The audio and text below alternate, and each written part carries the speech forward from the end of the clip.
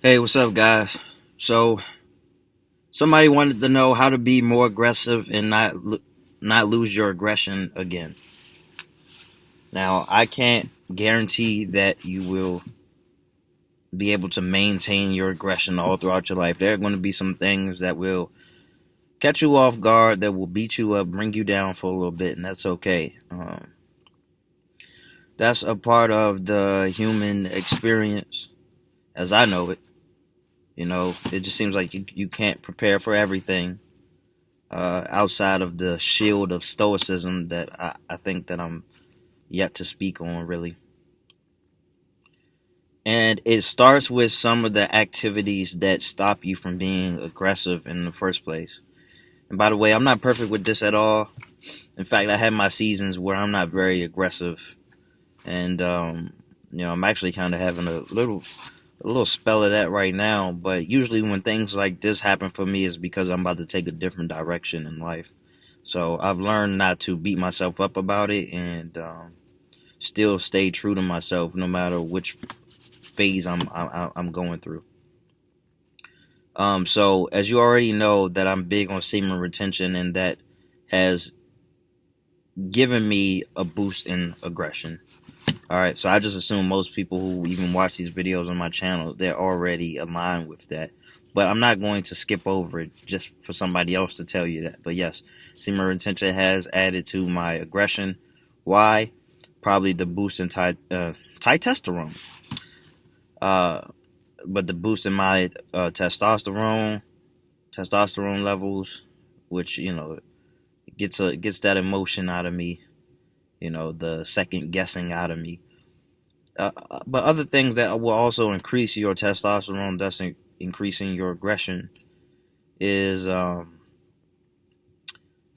starving yourself. So intermittent fasting. So you're gonna see a pattern here because I speak of these things together often. But intermittent fasting, which is going to quite literally make you hungry and figuratively. And once you get over that, I would say 2 week mark after practicing intermittent fasting, your energy will start to adjust. Now, this when you're doing intermittent fasting, you want to eat foods that would be great for energy, something that maybe even burns off a little slow as well. And I don't have a list of that right there in front of me. I gotta apologize. I'm just planting that seed for you. I didn't even know that I was going to be talking about that specifically. But you know, so long as that when you are feeding, you're not feeding off a bunch of junk food and off a bunch of sugar and things like that, then your body will start to adjust to the fact that you are pushing what you eat into a window, and your body burns it off throughout the day when you're not eating, as detoxing and all that, and you're drinking a bunch of water, and hopefully it's warm where you are and you get to spend a lot of time in the sun. You have more energy, more aggression. So, and when your willpower is low, you're not going to have much aggression anyway. This is why it also goes back to diet. You eat too much sugary foods and greasy foods, or whatever, it puts you down extremely fast. Um, no pun intended, since we're talking about fasting. Um, and like hunters of old, and I understand things have changed, but like hunters of old, we would benefit from hunting by day and feasting by night. Now, religiously, I did this for over a year. I still do it on and off now, but reading my body, it's best if I do push off my meals towards the afternoon, the evening, or whatever. The downside of that is sometimes I forget to eat. Um, but I personally know, through trial and error, through making myself a guinea pig, I know that this method works. All right, so um, semen retention, intermittent fasting, we boosting our testosterone. We are giving our bodies time to detox, and at the very least, it may not seem like a benefit, but it definitely is.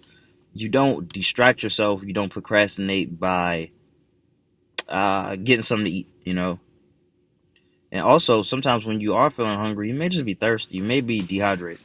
I just felt the need to say that. But those are two things that definitely, I would say, in my experience, boosted my aggression. Another mental hack is to actually pay attention to the things that are currently going on in my life that disgusts me, that absolutely pisses me off. All of those things. Use it as a form of motivation to get away from it. You know what I'm saying? So for you, it may be living with your parents who are abusive, overbearing, whatever it may be. That may be your disgust, and you have something to always motivate you to push you away. And it's okay to run away if you're running towards something. So I would add that as a 1B, is that have something that you really want also. So when you keep both of those things fixated in your mind, it makes for a nice treadmill of sorts. Not to say you're not going to go anywhere, but it's just good to have something. Carrot on a stick is more accurate, actually. So you're running after something, all right? And it's faster for you to run after something when you're running away from something as well. Or it's faster to run away from something when you're running towards something uh, as well. And so those are the things that really keep me aggressive. Starting my day off by working out also. You see, there's a pattern of testosterone boost, but there are also other elements to each that are unique from the ones prior. All right, so we're talking about we're talking about our dopamine receptors being activated, but we got to work for it. This isn't on the cusp of smoking or drinking or having an orgasm. This is something that you work for. You push your body beyond its limits. You get a confidence boost. After a while, you start to look great. You're gonna feel great. You want to keep it up, get the momentum going. Always staying on the attack. And whenever you want to be something in some way, and I don't, maybe I'm wrong here, you got to compare it to others. So if I say I wanted to be a generous dude, I wanted to be among the most generous, then I would have to compare myself to what I would see the average to be. And if you're not in the field of paying people to take tests for you and surveys and all that, then all you can really do is go for what you see in your everyday life. And then you resolve to outdo the norm. So, like, what's the average guy like? What's the average guy around you like? What's their aggression like? Maybe even rate it on a scale of 1 to 10 with no sevens. I say no sevens because 7 is the cop-out number. It forces you to really zero down on, was it really closer to an 80? Was it closer to a 60? Was it closer to, or an 8 or 6? So if I see that the average man, because I don't know where that average mark is, I'm going to try to go for the extreme if I'm going to try to go for something. So I would just assume that the average man doesn't take cold showers more than he takes warm showers. I would assume that the average man doesn't practice semen retention.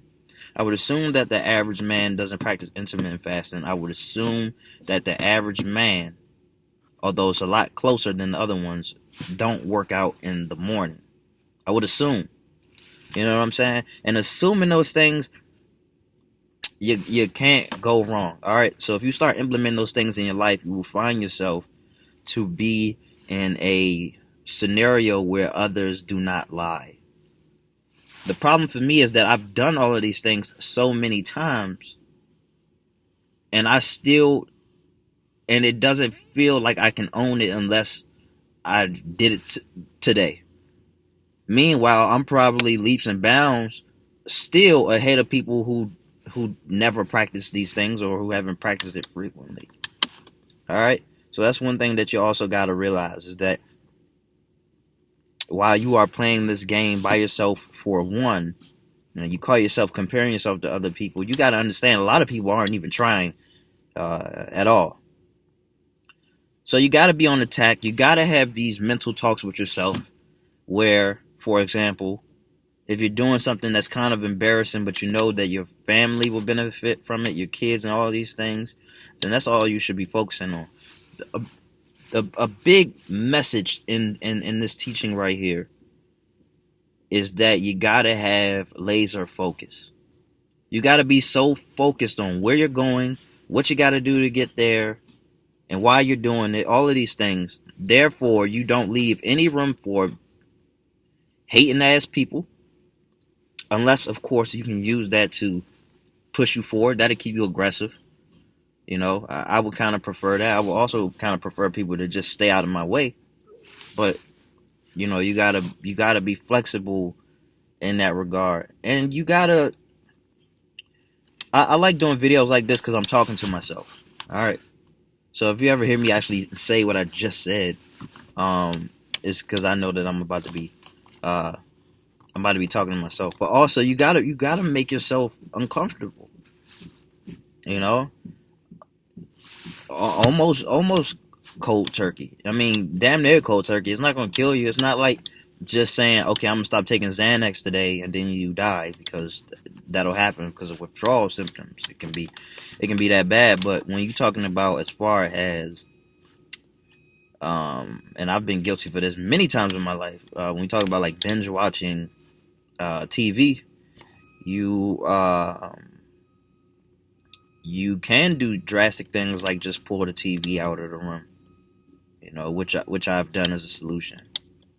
Push it towards the end of the day. Don't watch it at all for the rest of the week, or whatever it may be. You gotta be kind of sadistic in a sense. It isn't being really sadistic, but you gotta be sadistic in a sense where it's like you are going to put a halt to your fun for a period of time so you can do something that's more worthwhile, as a more worthwhile outcome.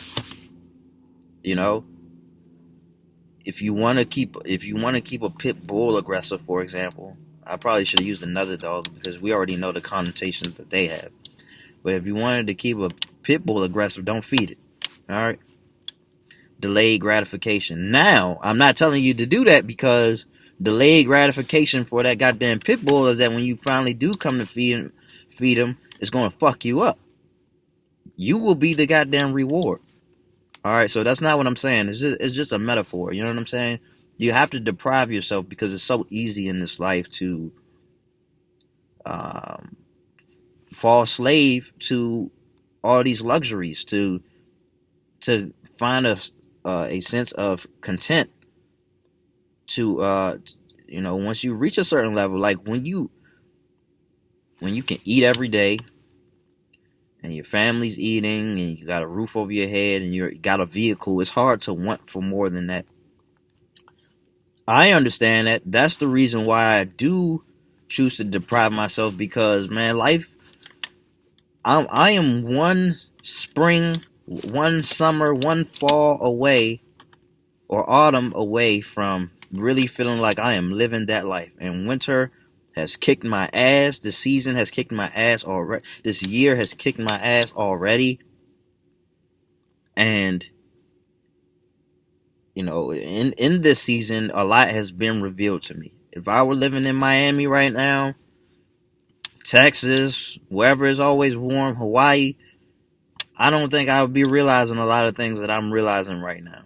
Like, it really got me to the point where I'm starting to think, if I'm going to live in a place that has 4 seasons, that has winter, I got to be working. So when winter comes, I'm just going to be sleeping. I'm going to hibernate. That doesn't sound like great advice. So, so the second to that is to find a place that just got 3 seasons and work all year, feel good all year. But right now, that ain't the case. In fact, winter is actually a great time. I say it's a great time for resting, but it's a great time to get aggressive too, because it's cold. Let's say you're taking cold showers, you're not eating in the morning, you're waking up early, going outside early, whatever it is, man, that's gonna make you real tough. Then when summertime come around, it's gonna be nothing. Like you aren't gonna have any complaints, But with that being said, I think I spoke on that enough. If you got some questions, let me know if I missed something because it's a lot to keep you aggressive, really. But I think I covered it. Anyway, take care.